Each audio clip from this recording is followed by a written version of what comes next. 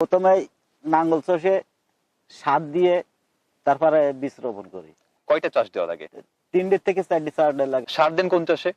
সার দিয়ে শেষ চাষে মনে করেন যেদিন আমরা বুঝি আর চাষ দেবো না সেদিন সার দিয়ে বুটি বাসুই দিয়ে দিই। কি কি সার প্রয়োগ করেন? এটা দিয়ে টিএসপি দিই, পটাশ দিই, বোরন দিই, এই 3টা দিয়েতে। বিঘা প্রতি সারগুলো কি পরিমাণে প্রয়োগ করতে হয়?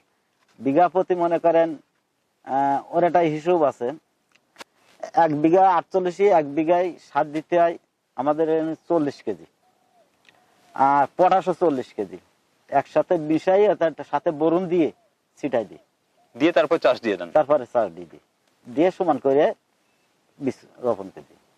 বীজ রোপণের ক্ষেত্রে কি আলাদাভাবে মাদা তৈরি করেন বা বেড তৈরি করেন, নাকি ইচ্ছা মতো লাগালে হয়? না, আমরা অনেক তৈরি করে, কিন্তু আমরা এখনো ওই পদ্ধতিতে যাইনি। আমরা এখনো জমিনিতে বীজ পদ্ধতিতে